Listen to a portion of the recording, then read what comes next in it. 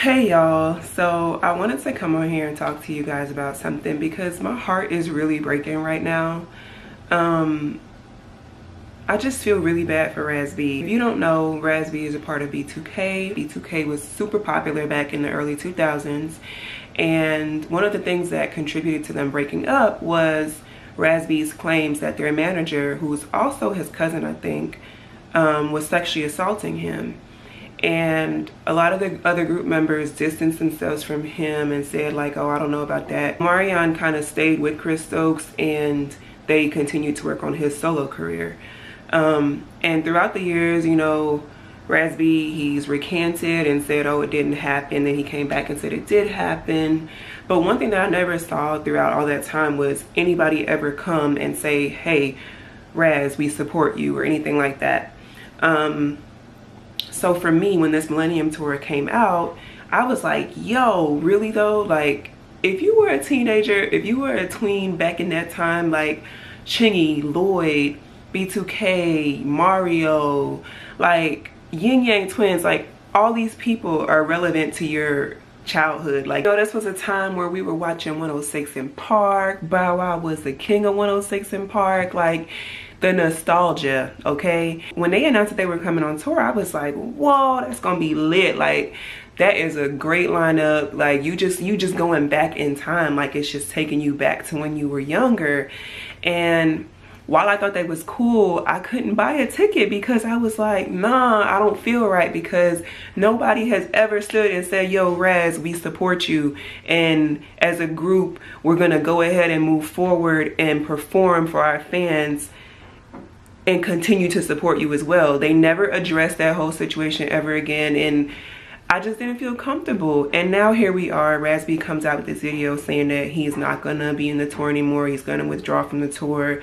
He doesn't want to be a part of the tour because now Chris Stokes is around and he doesn't feel safe. And then shortly thereafter, he comes back out and says, you know what, I'm gonna finish this because of the fans. I don't know if that was because he was contractually like obligated to do that, but at the end of the day, I think the truth of the matter is, if this person, if Raz-B, the allegations that he's made are actually true, I find it so disheartening that his group members would not support him.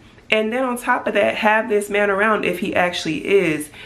If you've ever been through anything traumatic, I think you understand what the term trigger means. You put somebody back in a certain situation, area, environment, whatever, and it triggers the memory and the feelings and the things that they experienced at a time past. You know what I'm saying?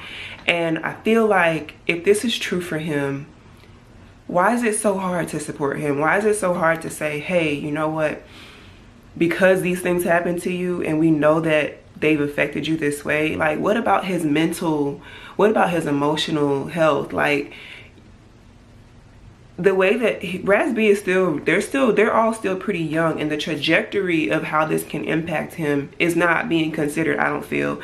And as a man, as a brown man, I feel like it's already hard enough to come out and talk about these things. The stigma that is put on you if you talk about being sexually assaulted is like ridiculous.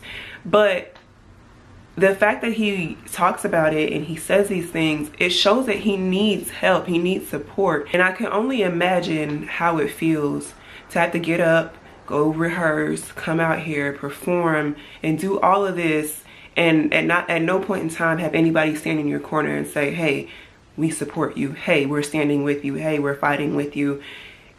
He spent how many years of his life with these guys? Like, how hard is it to just say, bro, you got other brothers here, you know what I'm saying? I don't know, maybe they privately had these conversations and said to him that they support him and they care or whatever, but it doesn't seem like it publicly.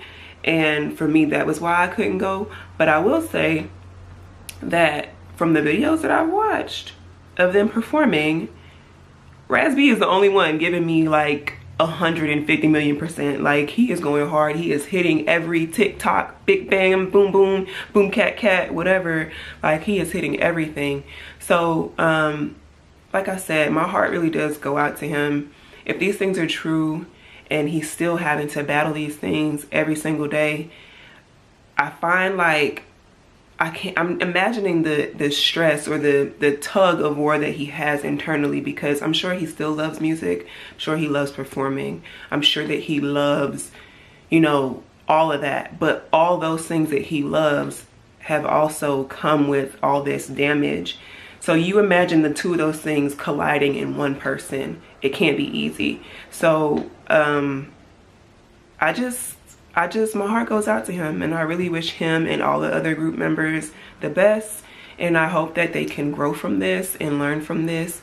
I don't like that people tell him, oh, to get over it, or man up, or, you know, if that's the case, just do it for the money. Like, my sanity is not worth any dollar amount. I'm sorry. So I don't think that that's fair for anyone to say. You don't have the right to tell anyone when to get over something. So anyway, like I said, my heart goes out to him and the other group members, and I hope they can grow and learn from this. I just wanted to share this because I just really empathize with him. Like, I really do. So yeah, I just wanted to share that with you guys. Thank you for watching the video. I'll see you guys next time. Bye.